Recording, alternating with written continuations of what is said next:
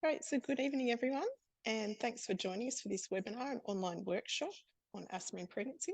Apologies for the sound there, I'll just fix that up. This webinar is kindly being hosted by Capital Health Network. So just before I introduce the team, we'd like to acknowledge the traditional custodians of country throughout Australia and their connections to land, sea and community. We pay our respects to elders past and present and extend that respect to all Aboriginal and Torres Strait Islander people today. So today's webinar is being brought to you by the Asthma in Pregnancy Research Group based at the Hunter Medical Institute and the University of Newcastle. We've been holding a number of ACT-based education sessions in the ACT across the year, which have been funded by an ACT Healthy Canberra grant. My name's Janet Bristow and I'm project coordinator for this grant and the Asthma in Pregnancy Toolkit, which we're going to hear about today. So our main presenter for this evening is Associate Professor Vanessa Murphy, who is a scientist with 20 years experience in respiratory research. Vanessa's research interests focus on the management of asthma exacerbations during pregnancy and their health impact on both mother and baby. Vanessa is a research fellow funded by an investigator grant from the Medical Research Future Fund. We also have joining us Professor Michael Peake, who is a RANZCOG certified maternal fetal medicine subspecialist with a 30-year career in clinical science, clinical service, research and education into medical disorders in pregnancy. He's Director of Research Development at Sydney Clinical School, working at Sydney Adventist Hospital, and he's also a Professor of Obstetrics and Gynecology at ANU. Kelly Steele will also be presenting today, and she's a registered nurse with over 20 years experience in respiratory research in pregnancy at Hunter New England Health and the University of Newcastle. Finally, we have Janine Lorenz, who will be speaking from Asthma Australia, where she's Health Projects and Partnerships Coordinator. So just finally, a little bit of housekeeping. As you can see, cameras and microphones are switched off, and we'd like to ask that if you do have questions, can you please pop them in the Q&A function rather than the chat function, and we'll try and answer them during the session, or we can follow up with you after the event. So you may have seen in the chat that there is a link to a pre-workshop survey, and we'd really appreciate it if you could fill this in. This is for our team's research purposes to inform future research and events. So now I'll hand over to Vanessa.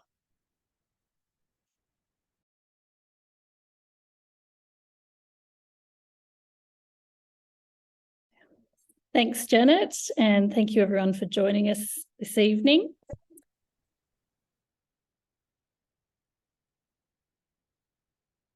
So before I begin talking about the Asthma in Pregnancy Toolkit more specifically, I just want to acknowledge the funding sources that we received to put together this toolkit and the education sessions that we're providing this year.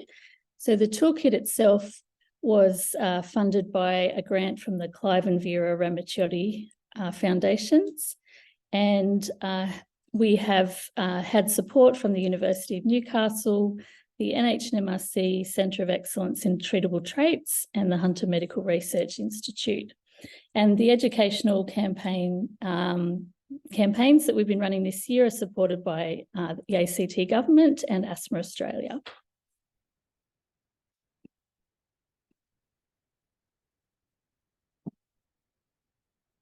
In Australia have asthma. 30 to 40% of their asthma could get worse during their pregnancy. And 1 in every 2 women with asthma can experience an asthma attack where they need to seek medical help. Help them manage it better with the Asthma in Pregnancy Toolkit. Well-controlled asthma is best for mums and babies.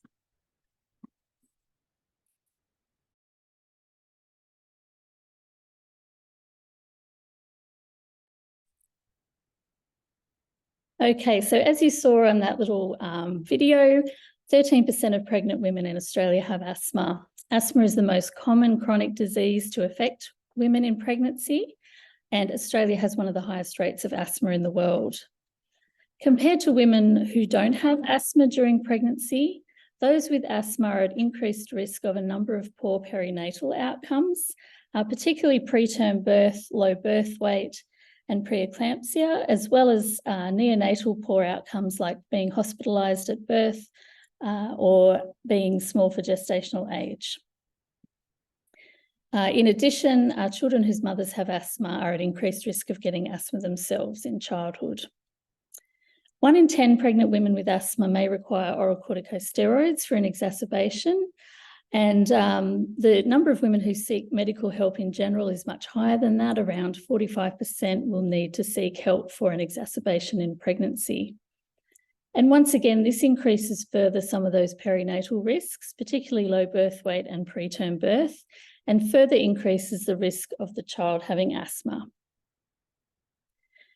Asthma attacks are characterised by asthma itself is characterised by day-to-day variation in symptoms. And when these symptoms progressively worsen over time, this is called an asthma attack or an exacerbation or flare-up. And as in other adults with asthma and children, the main triggers for exacerbations of asthma are viral or bacterial infections, but these might also be related to factors such as allergen exposure, stress, or poor adherence to preventer therapy. A recent systematic review conducted by our group showed that there were 6 significant maternal risk factors for an asthma attack in pregnancy, and these were moderate or severe asthma compared to mild asthma, maternal cigarette smoking, slightly older age, maternal obesity, multiparity, and the mother having depression or anxiety. The main message for managing asthma exacerbations in pregnancy is that management should be the same as for other adults, including the use of oral corticosteroids if needed. This figure that I've just shown, and this next one here comes from an infographic that's on the Asthma and Pregnancy Toolkit, showing here the signs and symptoms of an asthma attack and some first aid advice if needed. So why do we need more information about asthma in pregnancy and to raise awareness of the issues of asthma in pregnancy? These are some quotes we received from women who were pregnant and had asthma when we were conducting some qualitative studies. And you can see that participant 10J, she wasn't aware that for some women their asthma is exacerbated by pregnancy. Participant 6J was short of breath all the time and felt awful. No one picked up on anything. They thought it just must be pregnancy. And this is commonly a common misconception that the breathlessness of pregnancy is benign, but perhaps in women with asthma it is more of a problem. And participant MD6, when she was 13 weeks pregnant, her asthma got bad quickly and she presented to emergency. They kind of looked over and said, look, you're okay, oxygen saturation is fine, sent me home with Ventolin. This is not what we want to be seeing happening to women who are coming to the emergency department. So there is a need for more awareness about the risks of asthma in pregnancy and how to best manage pregnant women's asthma. So this is one of the reasons why we developed the Asthma in Pregnancy Toolkit. We wanted to have a centralised source of evidence-based resources to support decision-making by health professionals and to provide information for pregnant women with asthma and their families.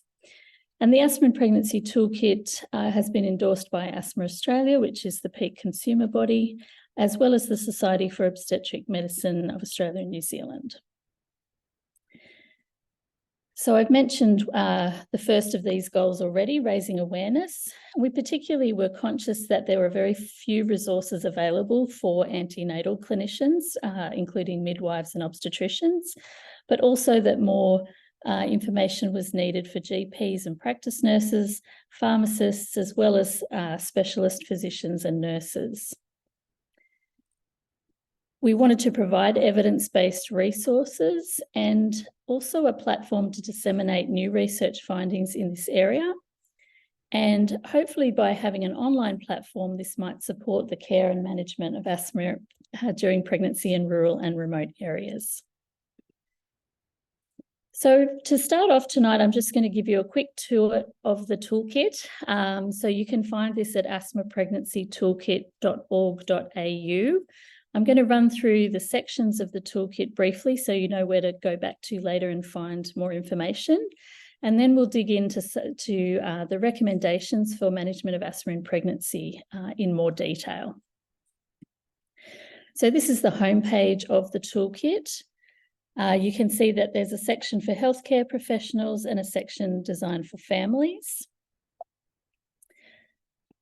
The section for healthcare professionals is divided into 6 modules, an introductory section on asthma in pregnancy, a section on medications, a section on treatable traits, and I'll be talking more about these 3 sections as we go. There's a section on maternity care considerations, air quality, and COVID-19. So the asthma in pregnancy section describes the prevalence and burden, the risks to baby and pregnancy outcomes, and these are the things that I started talking about this evening. And there are further information about asthma symptoms and management goals. In the medications sections, which is one of the most clicked on sections of the toolkit so far, we have further information about inhaled therapies and oral corticosteroids, as well as monoclonal antibodies for asthma treatment, as well as medications that are used for common comorbidities such as rhinitis and reflux.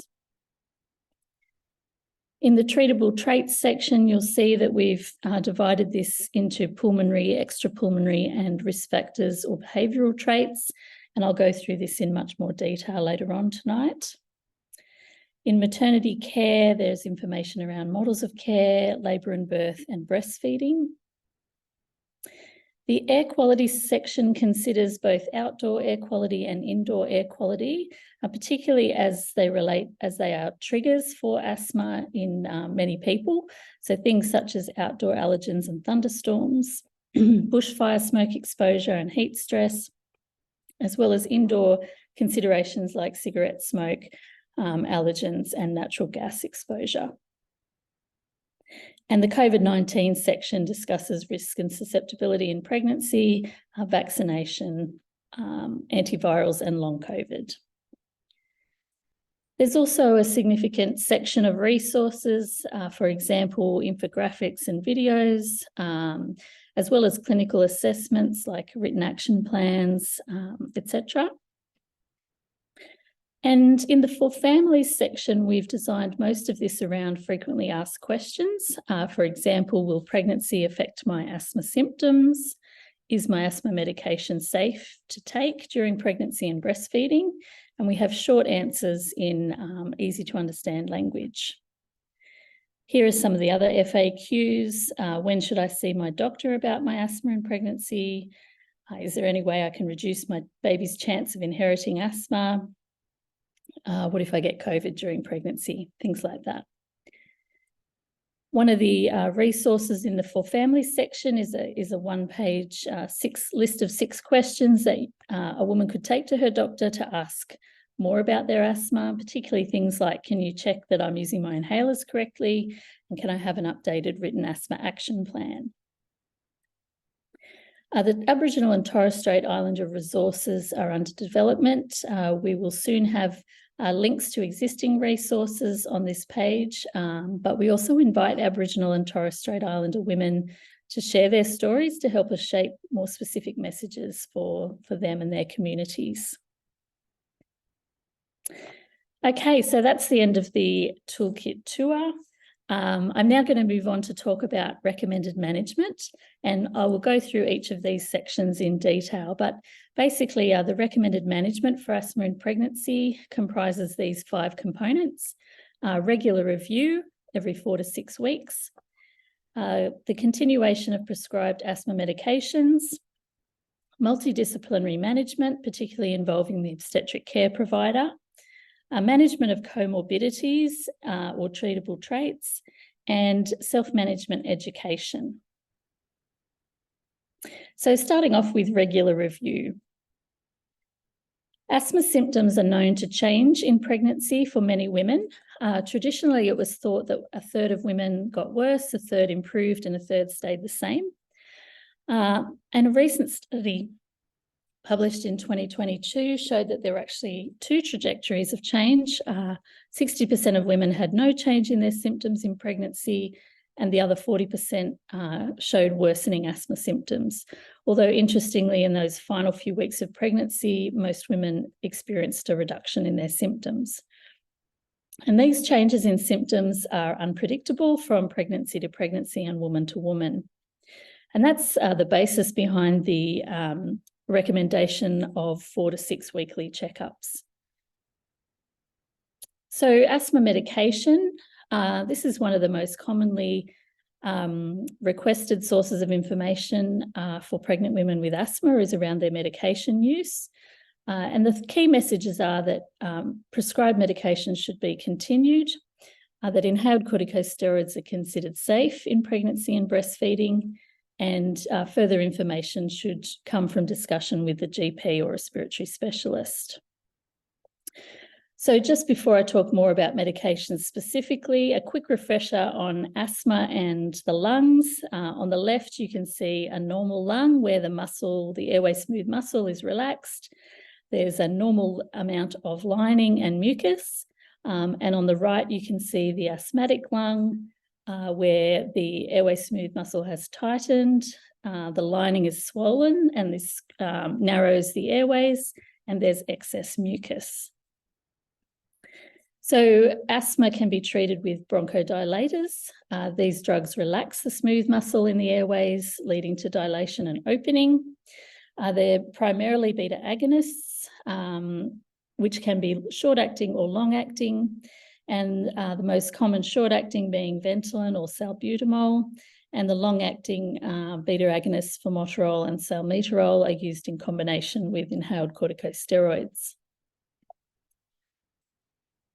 On the Asthma and Pregnancy Toolkit, we have this table of common asthma medications, their mechanism of action and their safety. And this table has been developed using the information that came from a European Respiratory Society and Thoracic Society of Australia and New Zealand task force statement, which was published in 2020.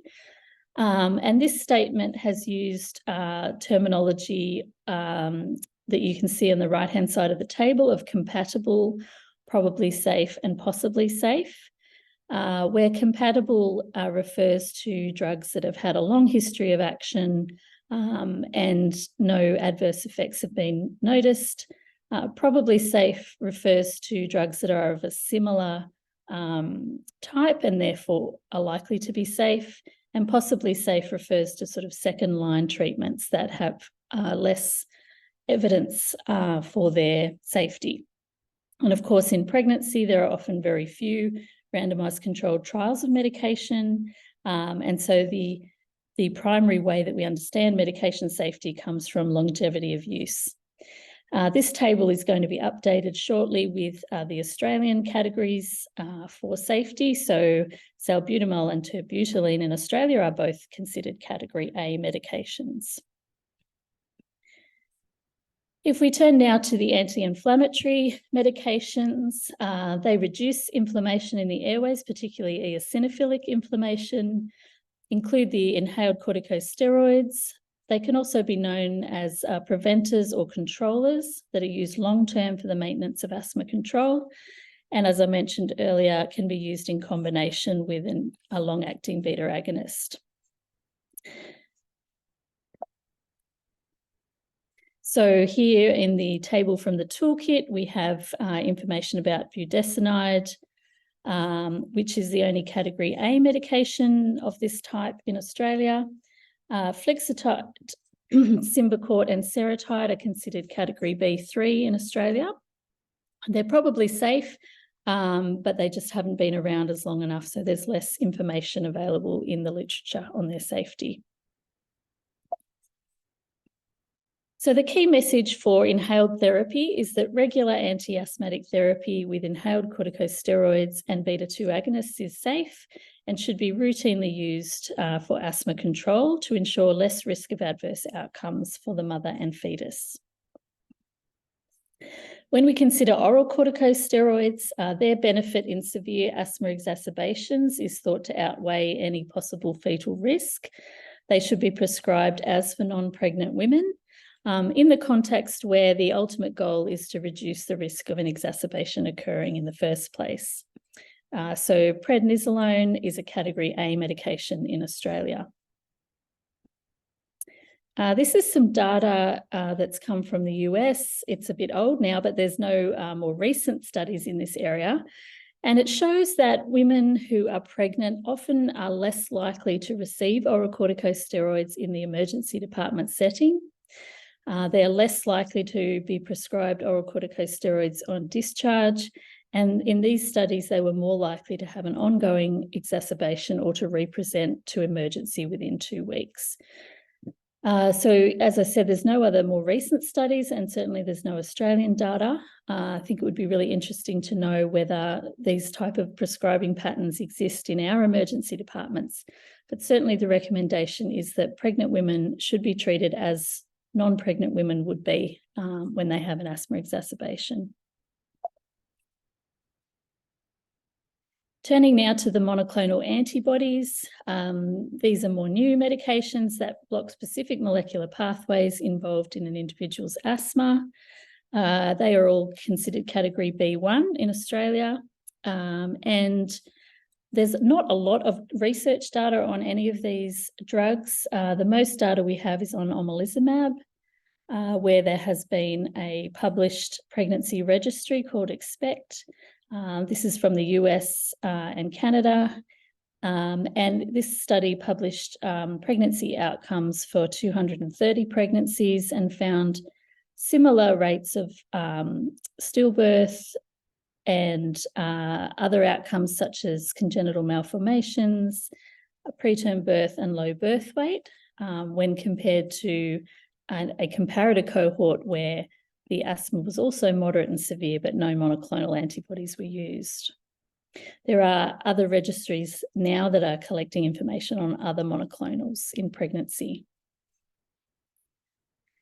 So the key messages for monoclonal antibody therapy are that patients who are already on monoclonals before they become pregnant should continue on these medications. However, the decision to start biologic treatment should be carefully considered and discussed with a specialist. So now I'm going to move on to think about self-management skills because it's all very well to have medications prescribed, but if they're not taken or not taken properly, then the value of these drugs will not be as great. So we know, for example, that only 4 in 10 women actually use inhaled steroids in pregnancy, 2 in 10 have optimal inhaler technique, 1 in 10 have a written action plan, and 3 in 10 understand what their medications are for. And these are not good figures, and there's certainly a lot of room for improvement in self-management. This slide here shows the results of a systematic review and meta-analysis that was conducted by our team, looking at all the studies in the literature, showing that overall 41% of pregnant women with asthma used inhaled corticosteroids. And these figures were slightly higher in Europe than North America, with Australia right in the middle. And this was also published alongside this in this systematic review. This is data that came from 8 European databases, and it shows the prevalence of dispensed prescriptions for inhaled corticosteroids in 3-month intervals. And you can see this dramatic drop in dispensing of inhaled steroids in early pregnancy. Interestingly, there's a rise again in the second trimester, which coincides with an increased prevalence in asthma exacerbations that's been documented in many studies, and a further decrease in the third trimester and, interestingly, into the first few months postpartum. This pattern has been demonstrated previously. This is data from 2006 from a US database showing a 23% decline in inhaled corticosteroids, a 13% decline in short-acting beta agonists, and a 54% decline in oral corticosteroids in that first trimester of pregnancy. So why might this happen? It could be because there is a perceived risk of asthma medications on the fetus. And we collected some data many years ago now where we asked women to rate on a visual analog scale, a 10-centimetre visual analog scale, what they thought the risk of Ventolin, inhaled corticosteroids and oral corticosteroids was for the fetus, from 0 being no side effects to 10 being severe side effects. And what we found was that at the first visit in our study, they rated the risk of relievers lower than controllers, lower than oral corticosteroids, as we might expect. When we asked women in a qualitative sub-study what they meant when they rated this perceived risk, 0 to 10% reflected no risk, 10 to 40% slight risk, and more than 40% quite a risk. And you can see that these perceived risks significantly decreased with self-management education that was given at each of these visits during our study. In terms of non-adherence to medication, so considering women who have been prescribed ICS and they use ICS, not those that have ceased use altogether, we also found that around 40% of women reported non-adherence in the previous week.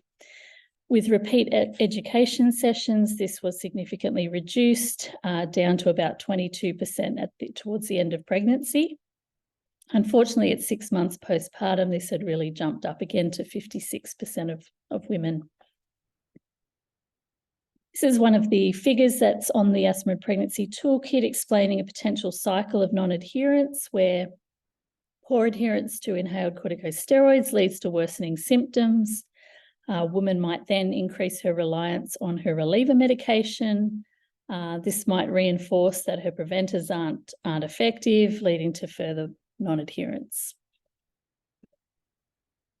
Also on the toolkit is this table that's been adapted from a study we did in Newcastle, where women told us what reasons they give for not taking asthma medications. And we've provided on the toolkit some recommended solutions.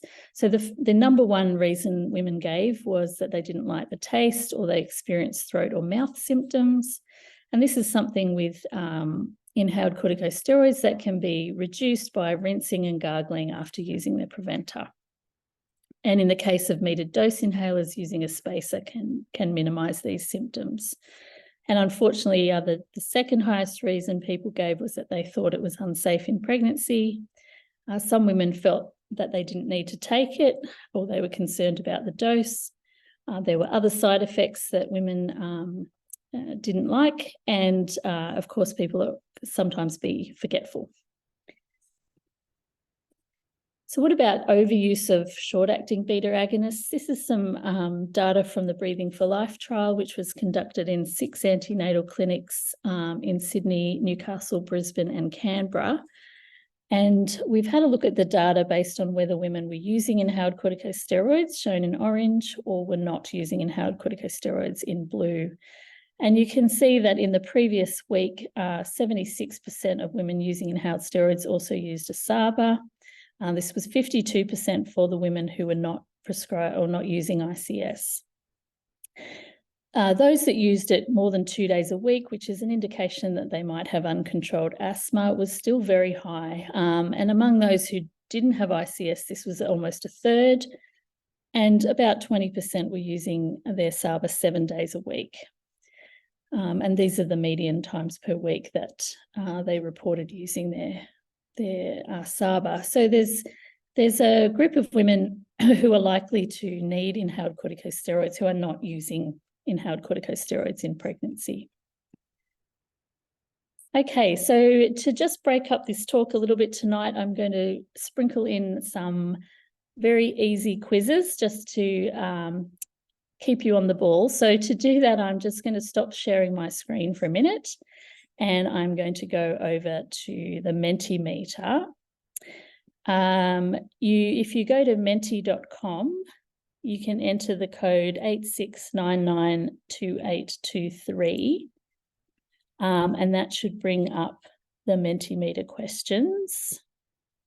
Apologies while I just find this. So the first of the quiz questions is, what proportion of pregnant women in Australia have asthma? So if you're able to answer this now, we should see the answers come up on the screen.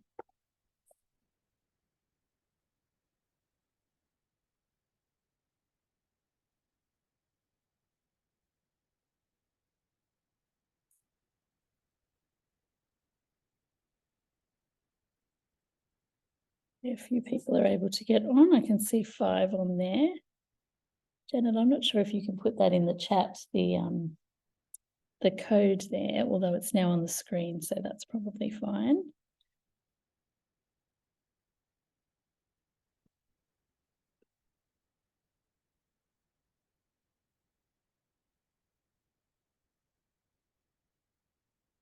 Okay, so I'll keep moving in case there's only 8 people online or only 8 people willing to do the Mentimeter, which is totally fine.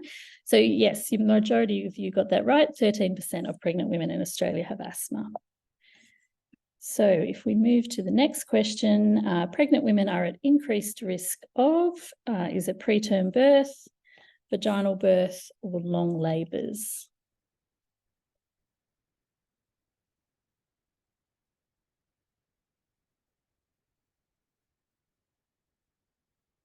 We have a raised hand. I'm not sure, perhaps the person who's raised their hand could type their question in the chat if they're having trouble perhaps with the Mentimeter.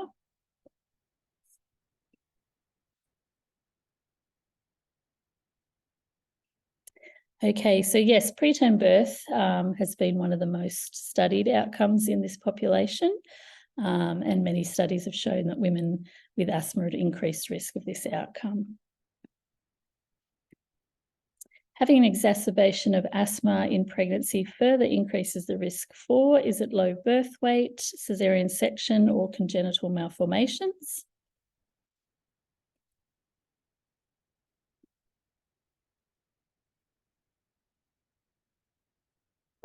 That's right. The risk of low birth rate is around 3 times higher in women who have an exacerbation compared to those who don't have an exacerbation in pregnancy. Okay, the next question is not coming up. Let's have a look. Okay, asthma involves inflammation and irritation of the lungs, making it hard to breathe. This is an easy true false question.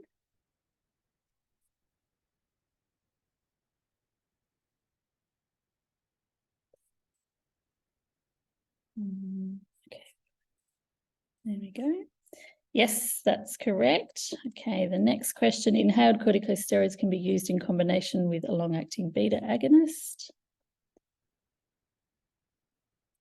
That's correct. In fact, they should only be used, the long-acting beta agonist should only be used in combination in people with asthma. Okay, bronchodilators reduce inflammation in the airways. Is this one true or false? Excellent. We have a smart crowd on board tonight.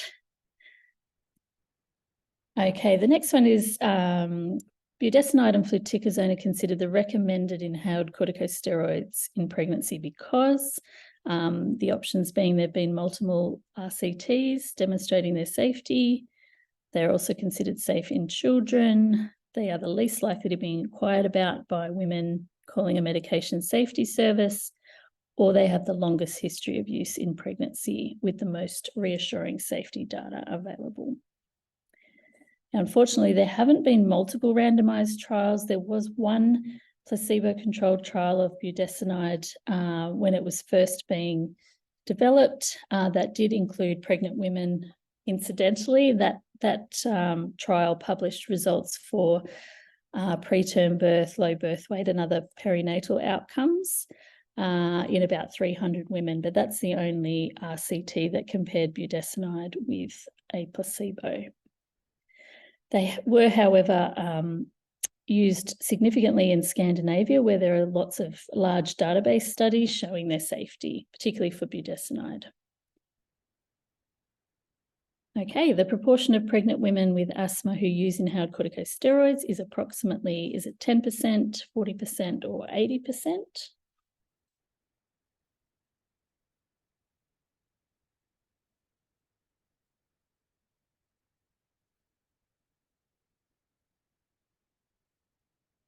Okay, yes, it's about 40% across the world and particularly in Australia. About 40% of women use inhaled corticosteroids for their asthma. Monoclonal antibodies should be considered for use when a woman has already been taking them prior to pregnancy, a woman has very severe asthma not controlled with ICS, or both A and B.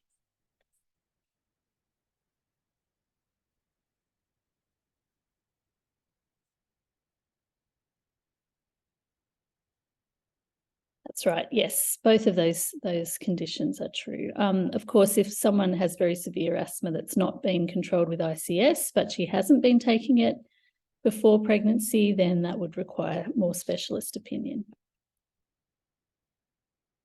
Okay, and I think this is the last one in this set. Recent research shows pregnancy is associated with the following changes in asthma symptoms. Is it worsening in 40%, no change in 60%, no change in any woman, improvement in 40%, worsening in 60%, or no change in 40%, improvement in 60%?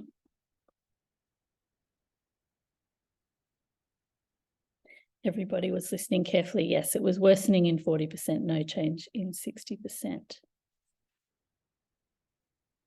Well, thanks everyone for that. I'm going to stop sharing that and go back to my other slides.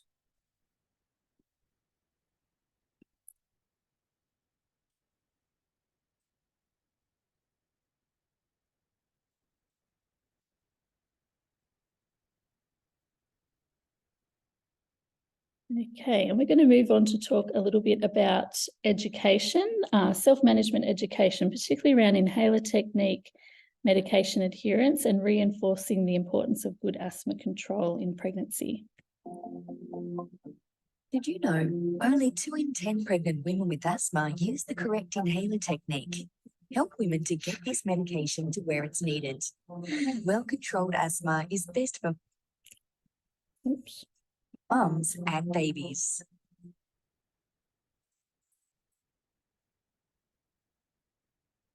Okay, so inhaler technique is really important, and that's because without good inhaler technique, the drugs don't get to where they're needed.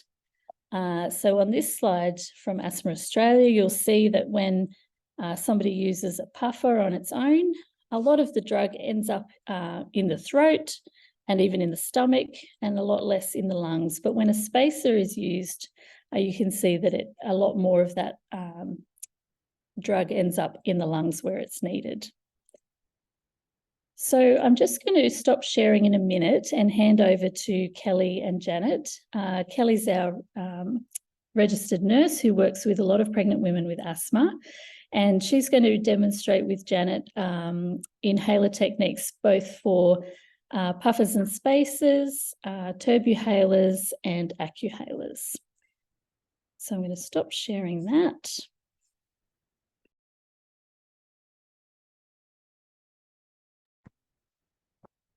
Good evening, everyone. What I'm going to go through with Janet is basically step by step the technique of how to use the most popular devices that are out at the moment. So we're going to go through the 2 different ways with spacers and a turbuhaler as well, and just a walk through with accuhaler. So essentially what I find at the moment is when people or women are doing inhaler technique, they usually miss 1 or 2 of the most important steps, which means they're not actually getting it into the airway for it to work effectively. So it's really important to actually encourage and check inhaler technique every single time that you see them, just to make sure that they're getting every single step correct.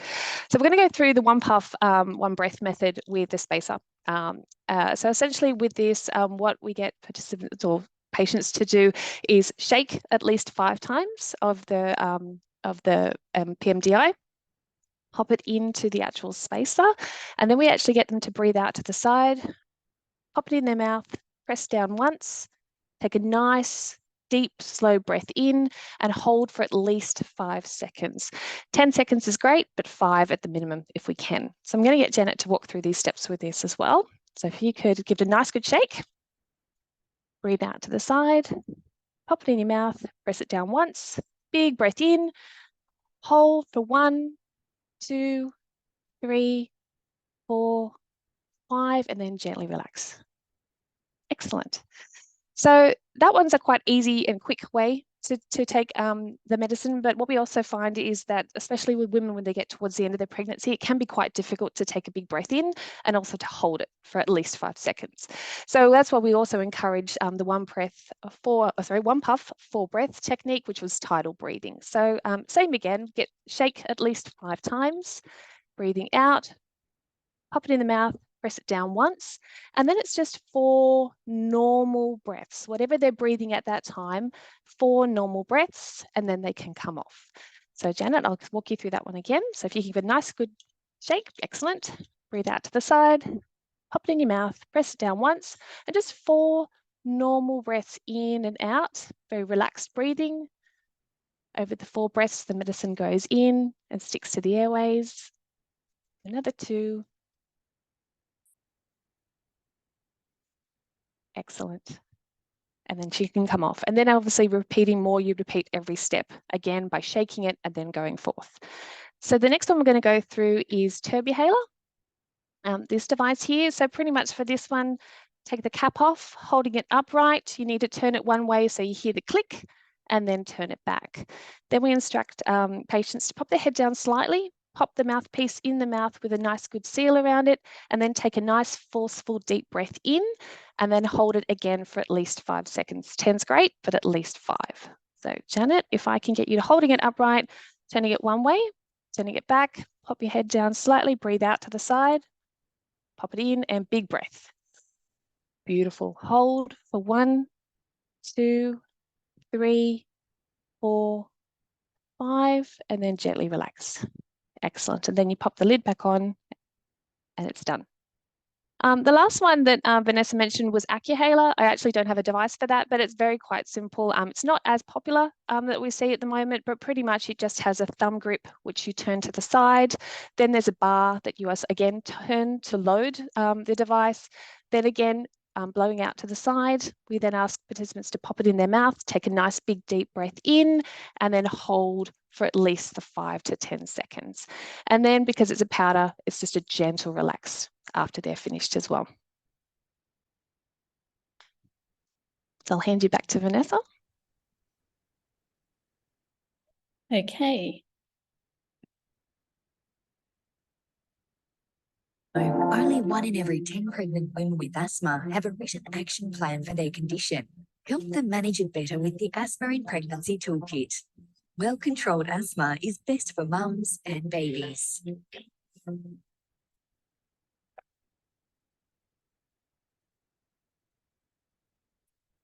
All right, so we're going to talk now about written asthma action plans.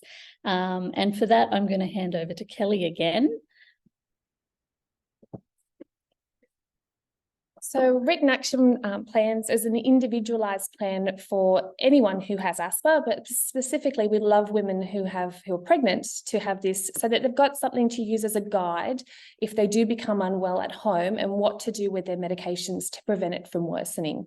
So this example here from Asthma Australia shows 4 different sections. In the green section is when women are well. So they're not needing their reliever medication for more than 2 days a week. No waking up at night, no waking up or in the morning. They can still do all their activities. There's a place there that you can actually put what dose of preventer that they need to have, and also reliever medications, for instance, if they need to take it before exercise. In the orange section is essentially when the symptoms have started to change or worsen. So the women might be needing their reliever medication more than 2 days a week. They start waking up at night. They start waking up in the morning with asthma, or they can't do all their activities as normal. There's actually a place there that you can put any changes to any preventers dose, any extra reliever medication, starting any other medication, but it also reminds them to make an appointment to see their doctor this week. In the red section, obviously, if they're using their reliever medication and it's not lasting for 3 hours, they're waking frequently overnight, having difficulty breathing. Once again, there's a place there to add any extra preventer doses and reliever doses, starting any other medications such as prednisone, but also it says make an appointment to see my doctor today. In an emergency, obviously in the red section down the bottom, obviously if the medication's not working, they can't speak full sentences, extremely difficulty breathing, lips turning blue. Obviously, we would remind them to call 000, not to drive themselves, but to start asthma first aid and keep taking their reliever medication until paramedics arrive.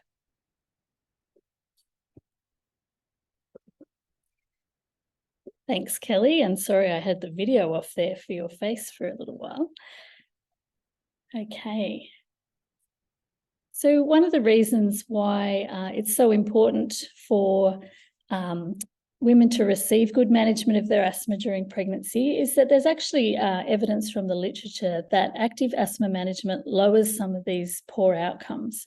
So the risks of preterm labour and preterm birth are actually lowered with active management.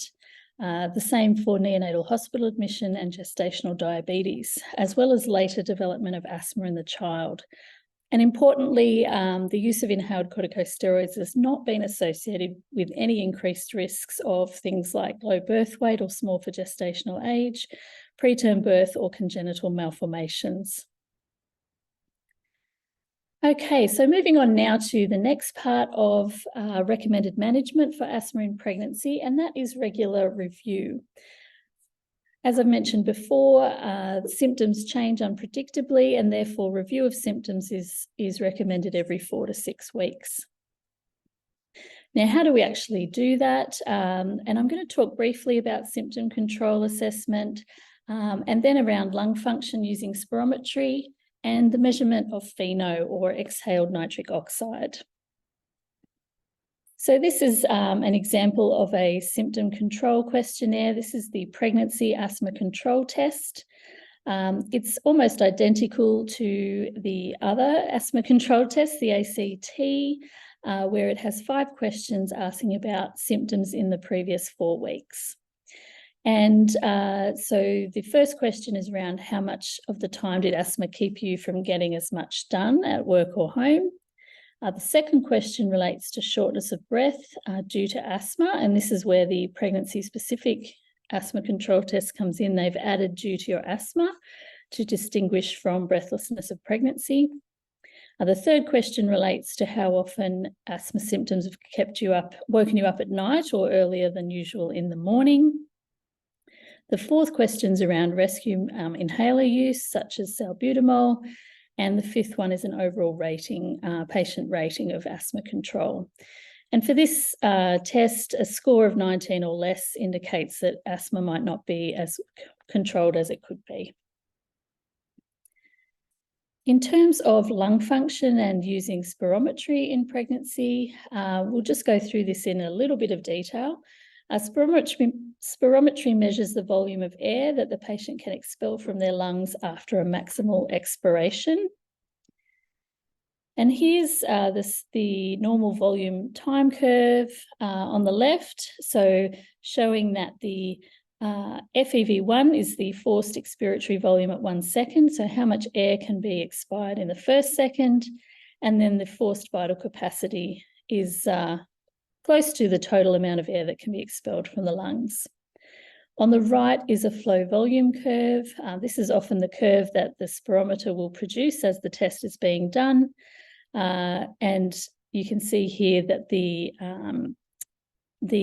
big breath out produces this peak, and then we have an inspiratory curve shown here on the bottom. The National Asthma Council has a spirometry handbook for primary care, which has a lot of good information in it. This slide here shows some of the data that we collected in a research study, which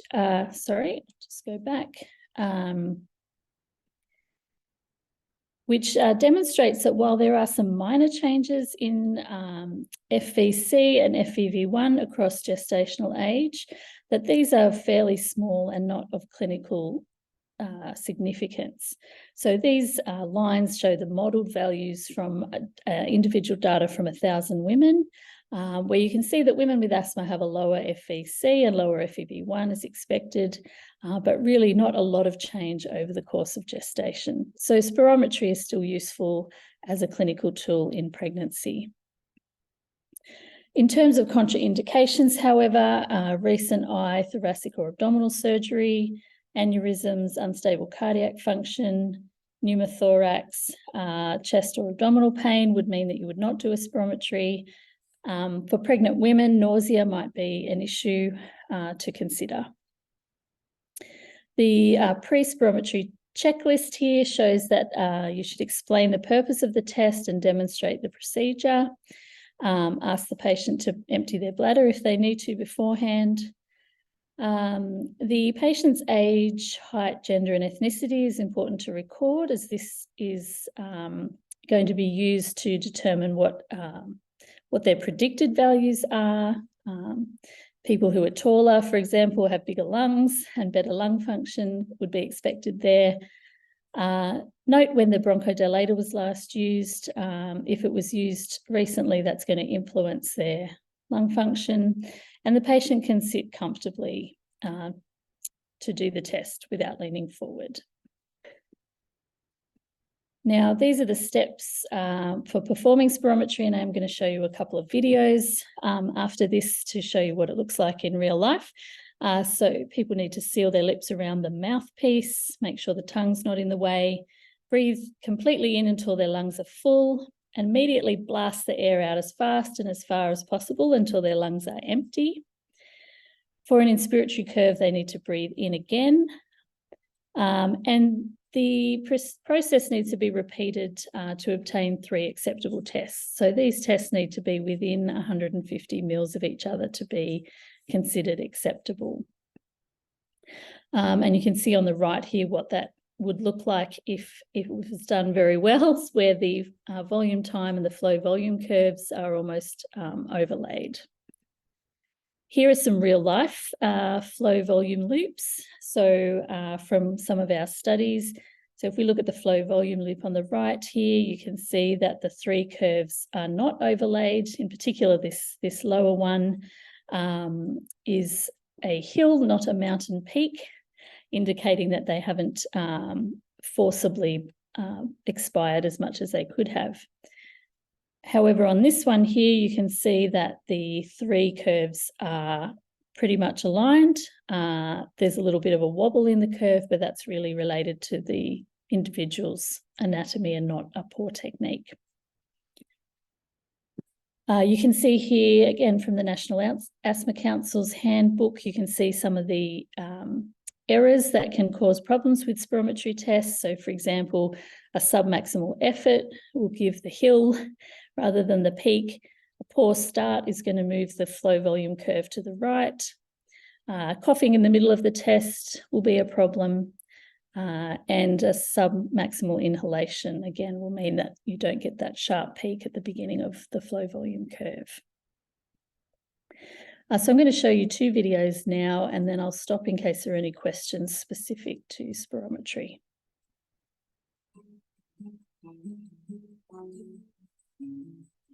So what I'll get you to do for me first is if you can pop the nose please on. I'm going to hand that one to you. When you're ready, take a big breath in first. Pop in your mouth and keep going, keep going, keep going, keep going, keep pushing and pushing and pushing and pushing, keep squeezing it out. When you're empty, come off. Nose flip is off. And have a breathe. Well done.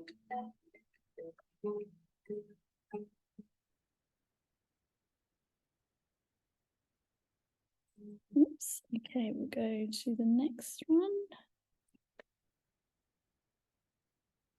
Okay, so when you're ready, take a big breath in, pop it in your mouth, and keep going, keep going, keep going, keep pushing, keep pushing, keep pushing, keep pushing, keep squeezing it out. And when you're empty, just take it out of your mouth. Okay, nose to be up.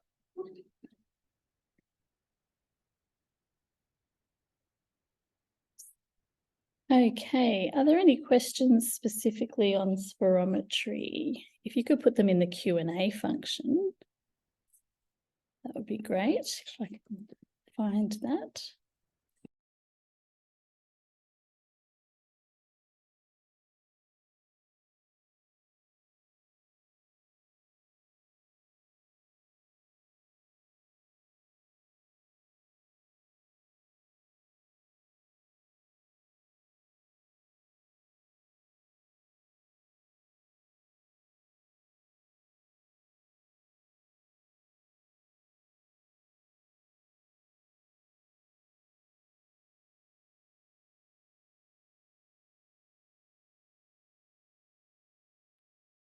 Okay, no problem. We will move on to the next section. So I'm going to talk a bit about exhaled nitric oxide. So nitric oxide is produced by the epithelial cells that line the airways. And this means that an NO production is increased in the presence of type 2 inflammation. It's largely driven by interleukin 13, and elevated levels have been associated with exacerbations of asthma as well as corticosteroid responsiveness. And exhaled nitric oxide can be measured with a portable device quite easily with a 10-second exhalation. There's no forced exhalations in a pheno measurement. And after a minute or two, a result can be obtained. Now, the reason why a pheno test might be useful in asthma is that it's been shown to correlate with sputum eosinophils, and in pregnancy, we don't ever do an induced sputum test in women because that would deliberately lower their lung function.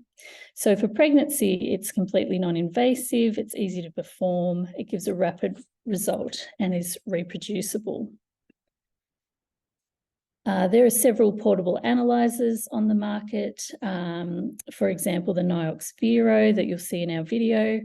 And pheno is now listed as a reimbursable test on the MBS when it's performed in a pulmonary function laboratory. The American Thoracic Society has got some guidelines on interpreting pheno levels. So you'll see on this graph what's considered the normal range. It's quite a large range. People with stable asthma tend to have higher values, and the cut point for steroid responsiveness is considered to be 47 parts per billion. So I'll just play a video now on how this test is done.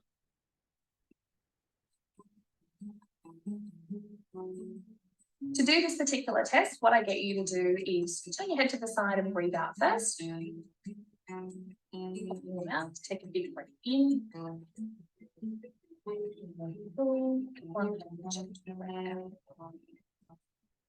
little bit harder, a little bit harder.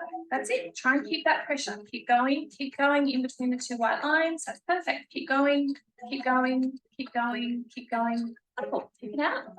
Gently exhale.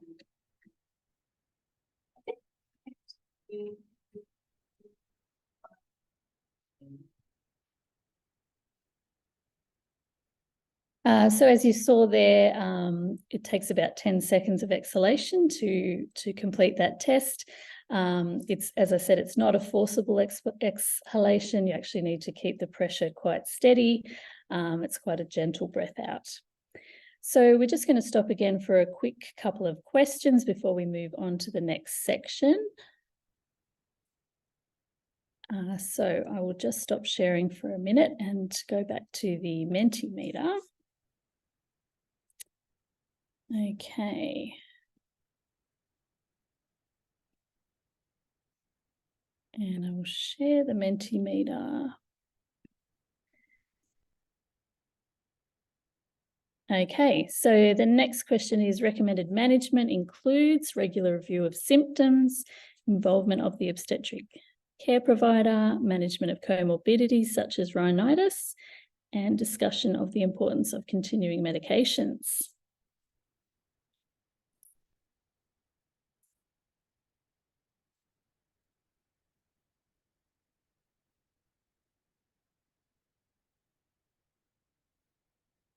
Too easy, these ones should all be done. So yes, if you're coming back to Mentimeter, the code is 86992823.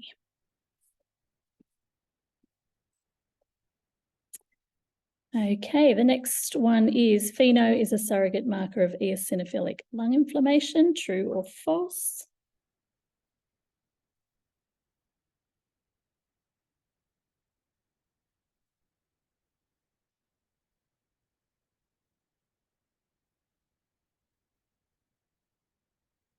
Excellent.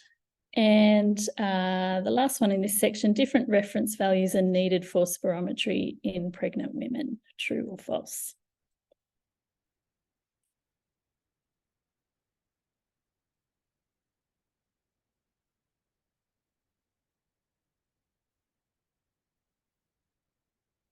So the data generally shows that there's no clinically relevant change in spirometry during pregnancy. So reference values can be used the same as for anyone else.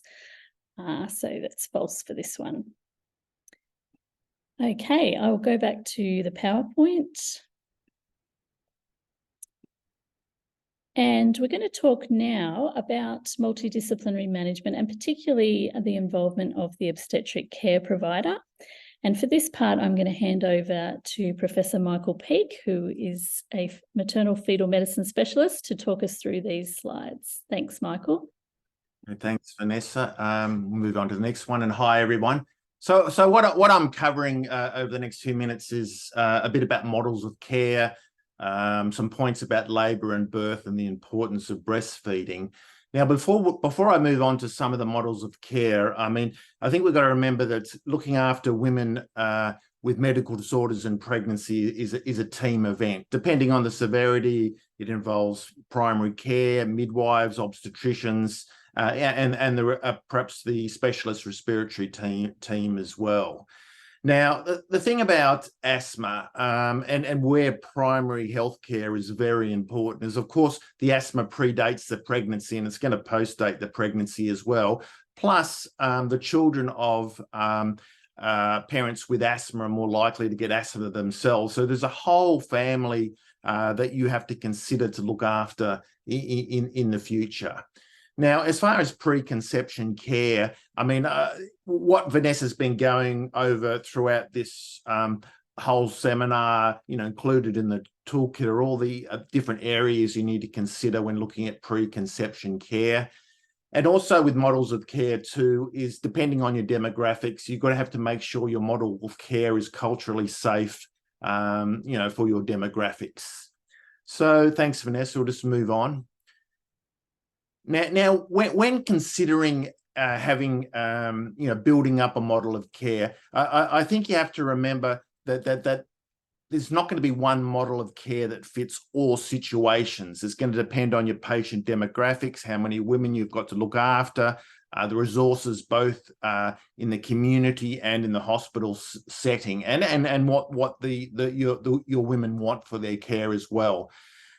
But when you're setting up a model of care, I mean, it's education in asthma is very important.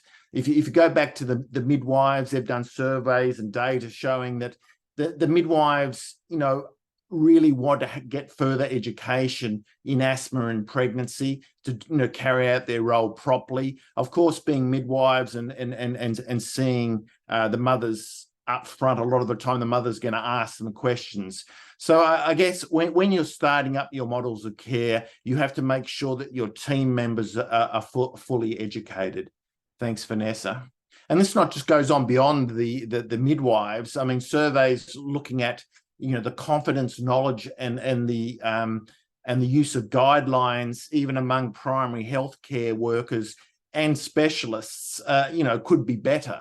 I think what happens to a lot of doctors is, especially if they don't see a lot of pregnant women, they get a little bit unfamiliar on the physiology and the pathophysiology of diseases in pregnancy, and sometimes they lack confidence and knowledge in these areas. So again, you're setting up a model of care, you have to make sure that all your team members have the adequate education to carry out their work. Thanks, Vanessa. So what I'll just mention in the next few slides is just a few models of care. As I said, not one model is going to fit everywhere, and probably none of these models may fit what you need in Canberra. But it's interesting to look at how these different areas have put their models of care together and how they run them. So this first one is Randwick, the Royal Hospital for Women.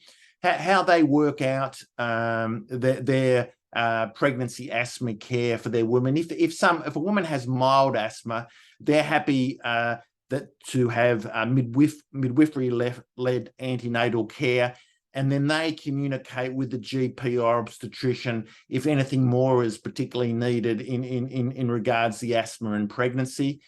For moderate asthma, the GP is the lead for those pregnant women, and they talk with the obstetric physician, if required. On the other hand, in women with quite severe asthma, perhaps needing biologics or who have a lot of exacerbations, these women go through a specialty high-risk obstetric physician clinic with the input from a respiratory physician. So that's just one way of doing, and that's what's being done in Randwick in Sydney.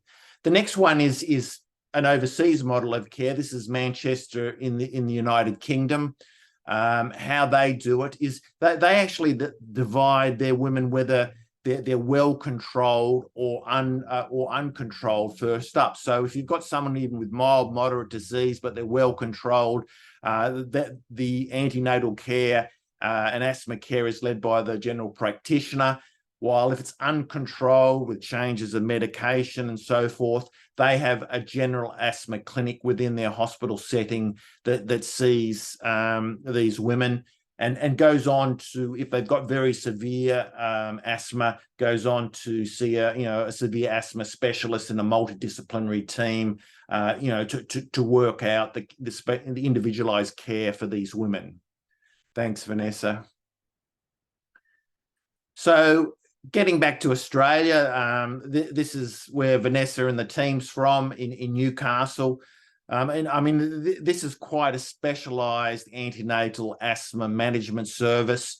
I guess, to be fair, it's been built up because the whole team and the University of Newcastle are very interested in research and education in this area. But what they're able to do is that all women with asthma have a first up consultation with a nurse specialist who goes through a detailed asthma history, looks at the knowledge the woman has in asthma with her self-management skills, what medication she's on, checks the techniques of her using her devices, like you've seen in the videos already, looks at the triggers for asthma and how it's controlled, and what other medical conditions that are associated with this, and gets all the information together. And then for a second consultation, all the women with asthma are seen by a respiratory physician who goes over all that information, reinforces education, and then individualizes care for that woman and works up what follow-up consultations are needed and with who. Now, that is a very deluxe model of care, but it can show you what can be done, for looking after asthma and pregnancy, the most common medical disorder in pregnancy. Thanks, Vanessa. Now, just a few points on labour and birth, and why I want to bring these up is really for when you're speaking to your pregnant women with asthma, you can be quite reassuring about what might happen in labour and birth for someone with asthma. Exacerbations of asthma are really very uncommon during labour and birth. To be honest, I can't remember the last woman I saw with a significant exacerbation of asthma during their labour and birth. So it's quite rare. But if they do have symptoms, the labour and the asthma are managed with just standard asthma therapies. What you do when you're not in labour, the same treatment. And of course, be very reassuring to women that asthma does not preclude a vaginal birth. And you really only end up with cesarean section for obstetric reasons rather than your asthma. And really to say that it's better to have a vaginal birth. There is some data, perhaps a little bit controversial, that cesarean section may actually increase the risk of a child developing asthma, but it's something to consider. It may be to do with changes in the microbiome, when you compare a vaginal delivery versus having a cesarean section. Now, of course, occasionally, women with very severe asthma may be advised to have an induction of labour or cesarean section at a time when their asthma is well controlled, but this is very, very rare. And when we do that, we make sure, the whole team is aware of what's going on. We also get the anaesthetists involved up front to make sure the best way we're going to provide an anaesthetic if they're undergoing cesarean section, or even if they may need a pain relief during labour. Again, to be reassuring, if someone did need an induction of labour, for other reasons, the standard ways that we induce people using prostaglandin E2 and oxytocin, or using catheters are the same if whether you've got asthma or not. What we try to avoid is prostaglandin F2 alpha, because this may lead to an increased risk of bronchoconstriction, but we don't usually use PGF2 alpha. So you can be very reassuring to your women with asthma that the labour and birth is usually not much different whether you have asthma or not. Thanks, Vanessa. So breastfeeding, really, really important. It's something we always talk about, but we really have to reinforce it. And when we reinforce, why we want to reinforce it is that breastfeeding, through lots of data, has been shown to decrease the risk of asthma in children, increase lung capacity, decrease the risk of wheeze and hospitalizations for asthma and wheeze for their children in the future. Thanks, Vanessa. And some of the data behind that, this is from Vanessa's group, who have done a systematic review, and it showed that you can reduce the wheeze in infants by about 32% by having breastfeeding of any breastfeeding, really. So there's significant improvements in your child's care with breastfeeding. Thanks. And again, looking at two of the cohorts that Vanessa's group's been involved in of pregnant women with asthma. Again, breastfeeding compared to no breastfeeding, or any breastfeeding compared to no breastfeeding, has significant improvements in ED presentations, hospital admission, etc. So it's something that's very, very important. Thanks, Vanessa. So the trouble we have is, even though we say all those things, that it can really improve the outcomes for your children with breastfeeding. If you look at the data, breastfeeding among women with asthma is below WHO recommendations. So we need to do something about this, because breastfeeding, as I've said, can really increase, it may reduce the risk of poor lung function in their offspring. So I guess what can you do to try to improve breastfeeding? Well, it's to talk about it with your women. It's to refer them on to a midwife, or perhaps a lactational consultant, to try to get things in place prospectively to help increase their chance of breastfeeding successfully. And again, also to be very reassuring that the most asthma medications are safe to continue during breastfeeding. So just because you're on asthma medications, you shouldn't, you should continue your breastfeeding. Thanks, Vanessa.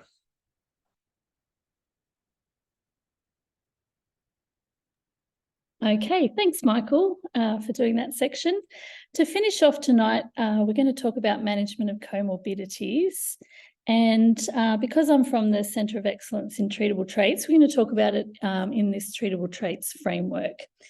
So treatable traits are traits which are clinically relevant to asthma, they're identifiable and measurable, and they're treatable.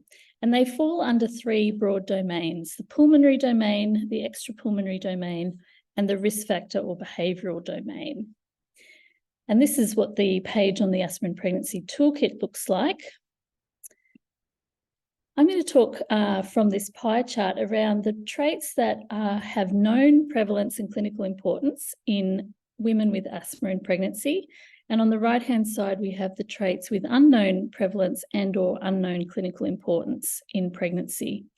So there's a lot known around T2 high inflammation, airflow limitation and symptoms, and respiratory viral infection in the pulmonary domain, but nothing is known around breathlessness and dysfunctional breathing, or asthma and exacerbated disease, and how this might be important for women who have asthma in pregnancy.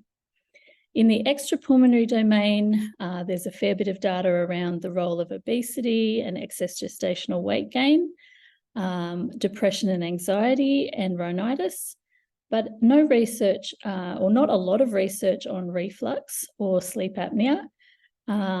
We know that reflux is more common among pregnant women with asthma than women without asthma, but little more is known. Sleep apnea and vocal cord dysfunction, there's no studies specific to this population. In terms of iron deficiency and hyperemesis, gestational hypertension and diabetes, we know that women with asthma are more likely to have these conditions than women who don't have asthma, but we don't know whether they're clinically important for their asthma. And vitamin D insufficiency has been shown to be very highly prevalent in women with asthma during pregnancy. But again, we don't understand fully its clinical importance. In the behavioural domain, there's been a lot studied around cigarette smoking, which is obviously not good for asthma or pregnancy. And as we've already talked about today, it's important that women have action plans and know how to use their inhalers correctly.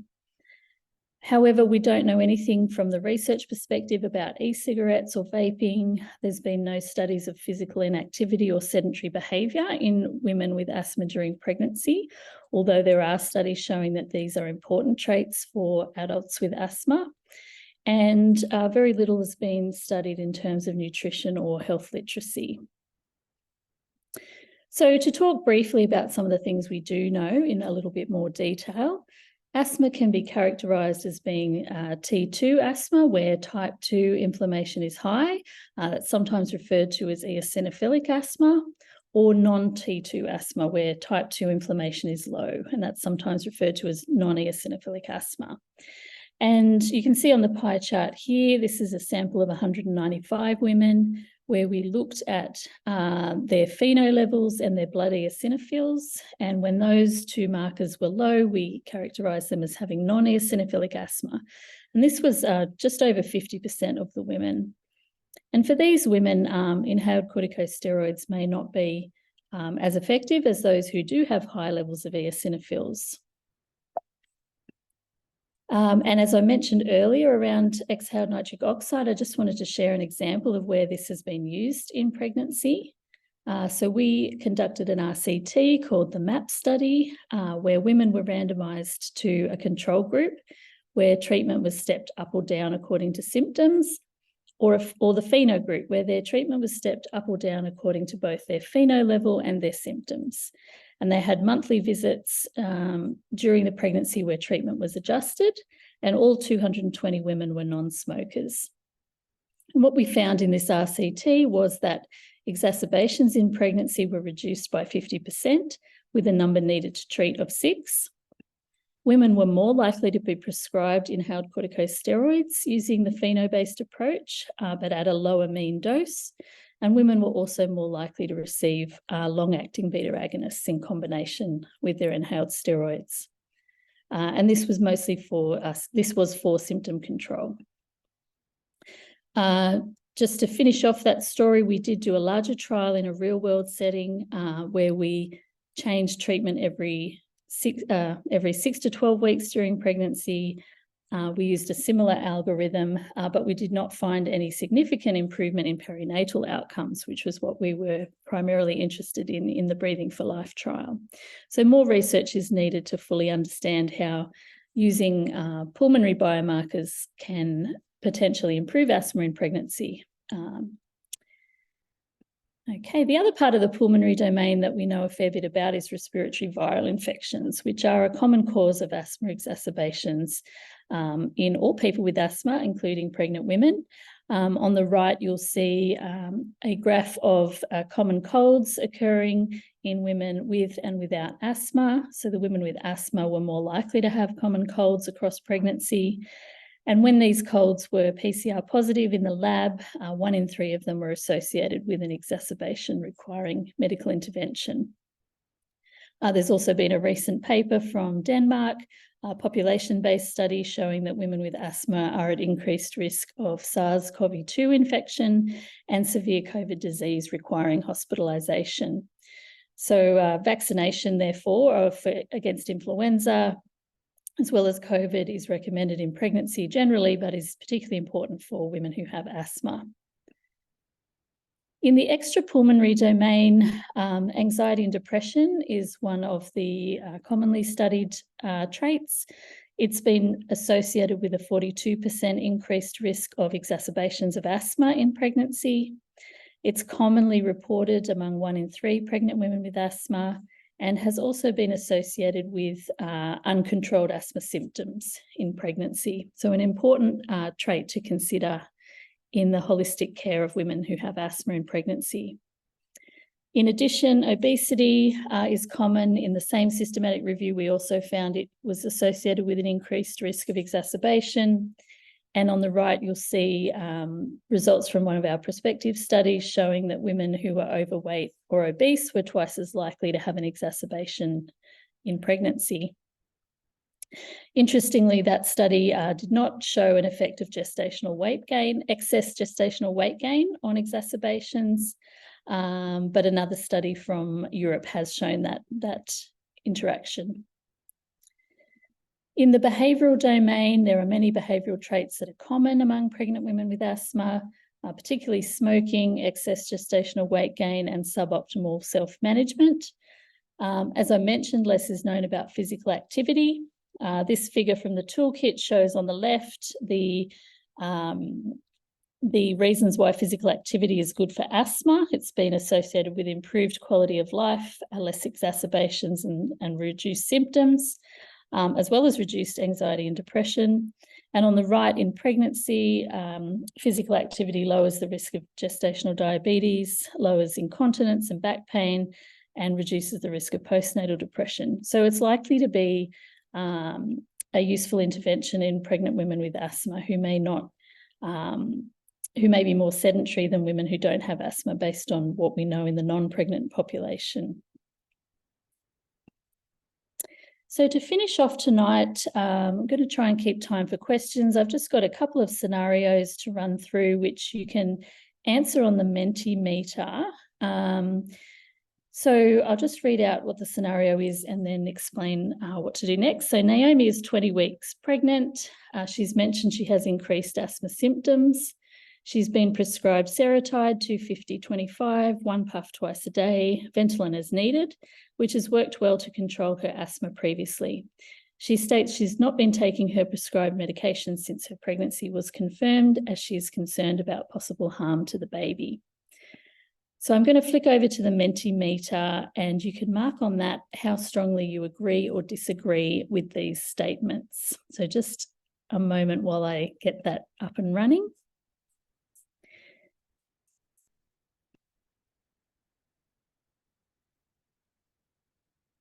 Okay, I'm going to click back, share the screen.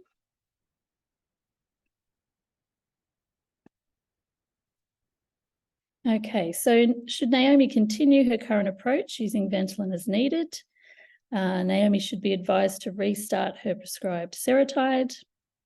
Naomi's preventer should be changed to Pulmicort, or Naomi should be referred to another health professional for asthma management. These questions aren't necessarily right or wrong, but it'd be interesting to see how strongly you agree or disagree with these statements.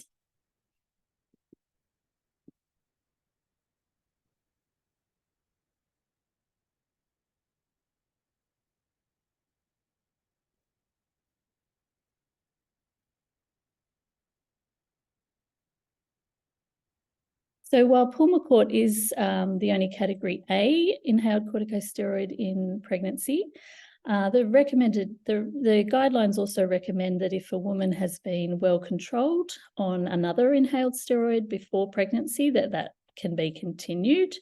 So the advice to restart her prescribed Seretide is appropriate if she was well controlled on that prior to pregnancy. She could be changed to Pulmicort, but that's not necessarily needed if the Seretide was working for her. Okay. Now I'm going to have to flick back and forth. I apologise for this with the Mentimeter. I'm going to go back to the PowerPoint for the next scenario. So Flora is 37 years old. She's 12 weeks pregnant. Her pre-pregnancy BMI was 31. She has a history of moderate to severe asthma and has had 2 hospital admissions for asthma in the 12 months prior to becoming pregnant. She's prescribed Symbicort 2 puffs BD, but doesn't like to take it because of the taste. So again, I've got 4 statements where you can agree or disagree.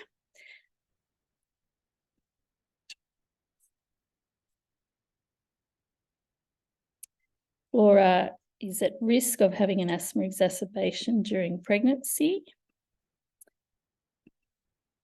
Flora's baby is at risk of being born preterm. Flora would benefit from using a tracking app to record her Symbicort use, and Flora should be advised to rinse and gargle after using her Symbicort.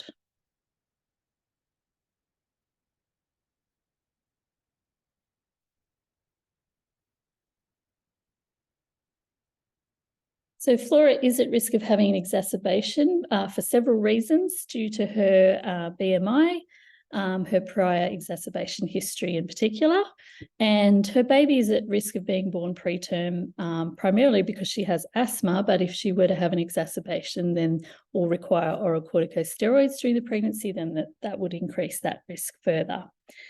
She may well benefit from using a tracking app to help her remember to take Symbicort, and rinsing and gargling will hopefully help with the taste.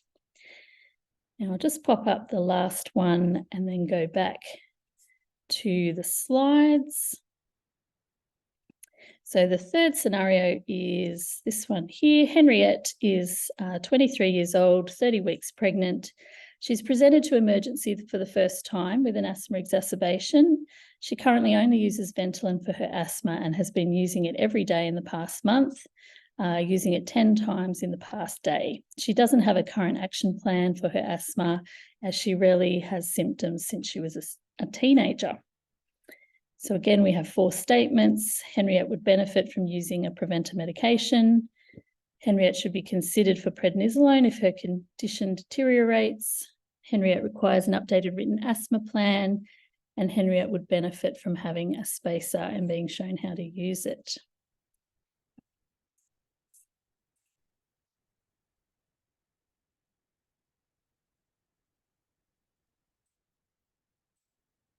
Thank you to those participating in Mentimeter. Yes, Henriette sounds like she would benefit from using a preventer. That level of Ventolin use in the past day and month would suggest that.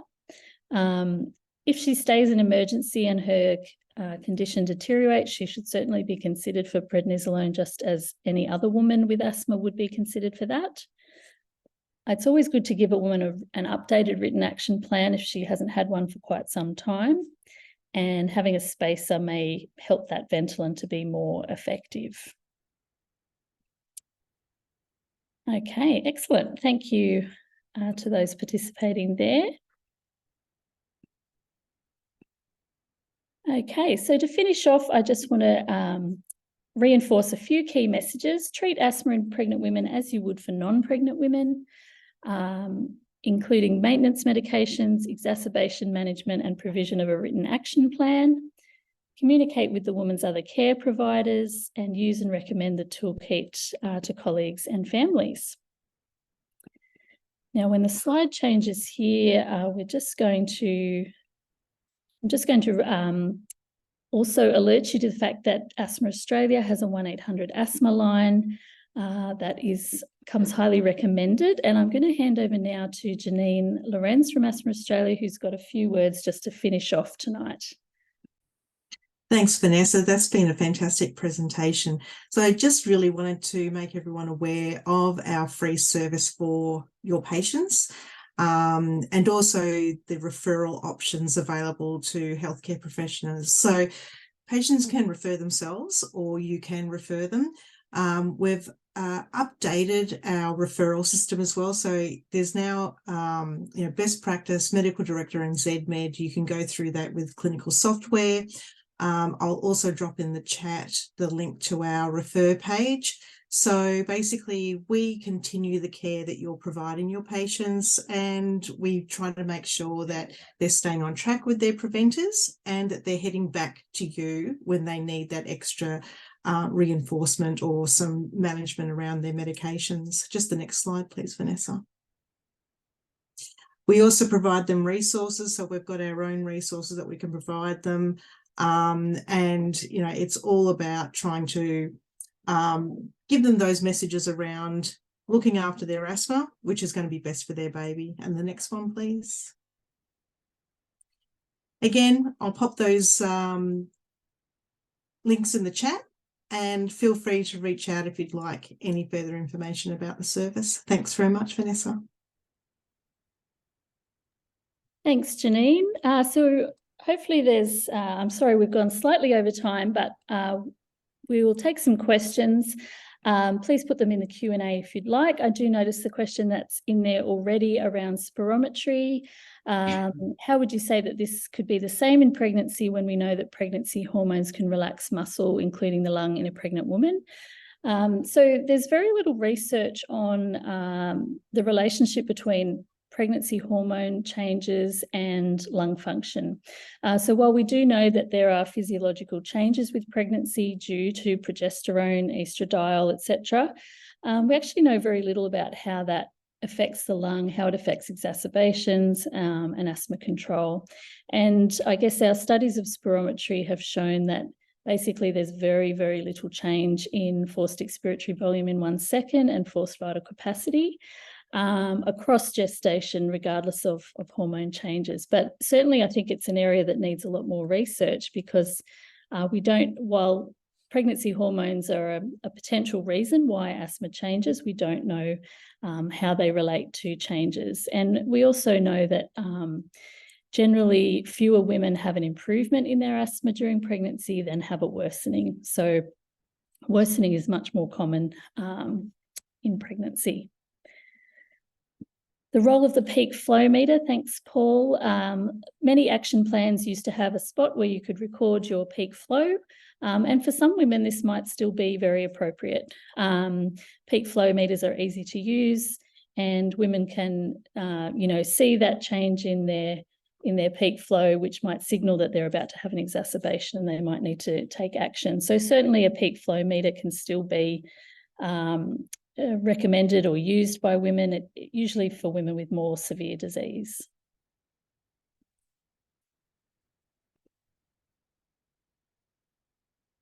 Now, I'm just going to move to the next slide. Please feel free to keep adding questions. I would encourage you to please complete the post-workshop survey. If you previously bookmarked this page or emailed it to yourself, just use that page. If you didn't do the pre-workshop survey, that's fine. You can access the post-workshop survey here with the QR code or the red cap link. I'm going to leave that on the screen for a few minutes, and if there's any further questions, feel free to pop them in the Q&A. Thanks so much for participating tonight. I hope this was a useful session for you. And I'd encourage you to check out the Asthma and Pregnancy Toolkit, recommend it to families, and keep asthma on the priority list. I know there's often many other priorities for pregnant women, but asthma is important and can be well managed, and good outcomes can be achieved that way. Okay, is there any evidence that omega-3 supplements during pregnancy reduce asthma in the offspring? I don't want to give a definitive answer on this in case I get it wrong. I know there have been studies of fish oil supplementation, as well as other studies of other nutrients like vitamin D, that have had mixed results in terms of reducing asthma in the offspring. I'm not 100% familiar on the omega-3 studies. But often what's observed is perhaps a reduction in wheeze in early life and then no change in asthma at an older age. But I know there were studies by Hans Bisgaard's group in Copenhagen looking at fish oil supplementation. So apologies that I don't have that information on the top of my head. Certainly nutritional supplements are important to consider and may well be useful in thinking about asthma in the offspring.